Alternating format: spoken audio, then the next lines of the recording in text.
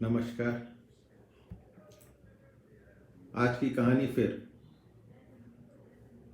भगवान के ऊपर विश्वास रखने की है। ये एक नास्तिक की भक्ति की कहानी समझ लीजिए। ऐसा था कि एक मेडिकल स्टोर था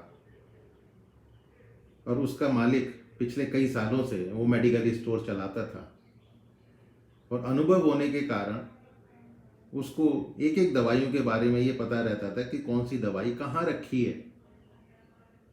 दिन भर उसकी दुकान में भीड़ लगी रहती थी ग्राहकों की और समझदारी से वो ग्राहकों को दवाइयाँ देता रहता था। लेकिन उसे भगवान पर कोई भरोसा नहीं था। वो एक नास्तिक था। उसका मानना था कि प्राणी मात्र की सेवा करना ही सबसे बड़ी पूजा है और वो ज़रूरतमंद लोगों को दवा निःशुल्क भी दे देता था। जिसके पास पैसे नहीं है कोई बात नहीं, दवाएं ले जाइए। समय मिलने पर मनोरंजन हेतु अपने दोस्तों के संग दुकान में लूडो कैरम वगैरह भी खेल लेता था। एक बार अचानक बारिश होने लगी। बारिश की वजह से दुकान में कोई भी नहीं था।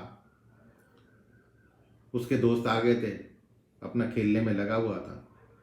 तभी एक छोटा लड़का उसकी दुकान पे एक पर्ची लेकर आया। उसका पूरा शरीर भीगा हुआ था। ठंड से ठिठुरते उस बच्चे ने दवाई का पर्चा आगे बढ़ाया। साहब जी, मुझे ये दवाइयाँ चाहिए, जल्दी दे दीजिए, मेरी माँ बहुत बीमार है, उनको बचा लीजिए। बाहर और सब दुकानें बारिश की वजह से बंद है। आपके दुकान को देखकर मुझे विश्वास हो गया कि मेरी माँ बच जाएगी।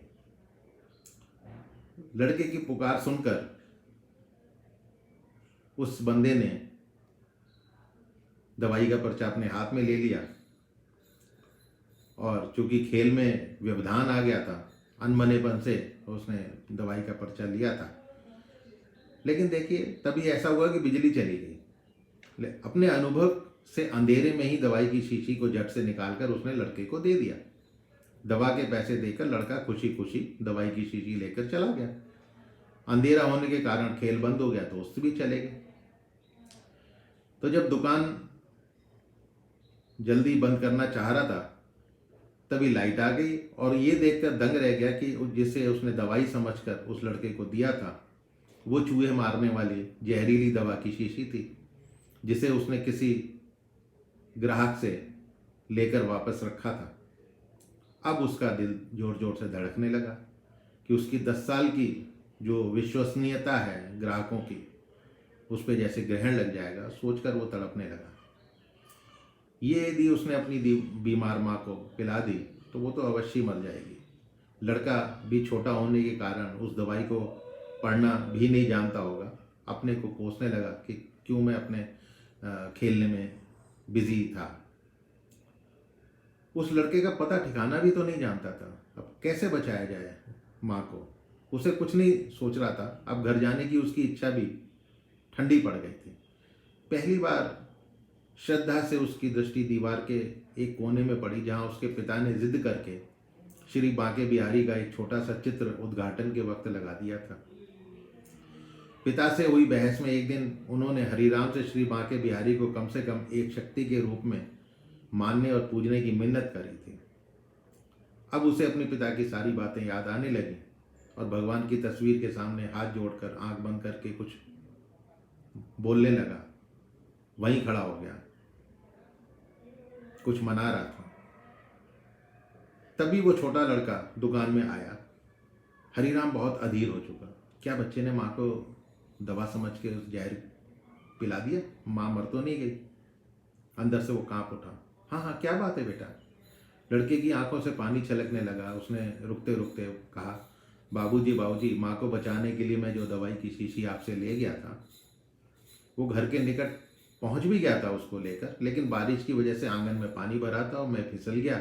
दवाई की शीशी फिर टूट गई। क्या आप मुझे दवाई की दूसरी शीशी दे सकते हैं? हरिराम हक्का बक्का रह गया सुनकर। क्या ये सचमुच बांके बिहारी का चमत्कार है? उसने कहा, हाँ क्यों नहीं। उसने चैन की सांस ली, लो ये दवाई लो, पर मेरे पास पैसे नहीं है। उस लड़के ने हिचकिचाते हुए बड़े भोलेपन से कहा, कोई बात नहीं, तुम ये दवाई ले जाओ, और अपनी माँ को बचाओ। जाओ जाओ जल्दी करो, और हाँ अब की बार जरा संभल के जाना। लड़का भी अच्छा बाबूजी कहता हुआ खुशी खुशी चल पड़ा।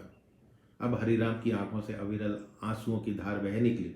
उसने बाकी बिहारी को धन्यवाद देता हुआ उसने अपने हाथों से उस धूल भरी तस्वीर को अपनी छाती से पोंछने लगा और माथे से लगा लिया। और आज के चमत्कार को वो पहले अपने परिवार को सुनाना चाहता था। जल्दी से दुकान बंद करके घर को रवाना हुआ। और उसकी नास्तिकता उस घोर अंधेरी रात में, जो कि अब बीत गई थी, अगले दिन की सुबह एक नए हरिराम की प्रतीक्षा कर रही थी। दोस्तों, कैसी लगी ये कहानी? अच्छी लगी तो कमेंट बॉक्स में अपने कमेंट दीजिएगा, अपने यार दोस्तों से शेयर कीजिएगा और चैनल को सब्सक्राइब कीजिएगा ताकि आने वाली कहानियाँ आप सुन सकें। धन्यवाद।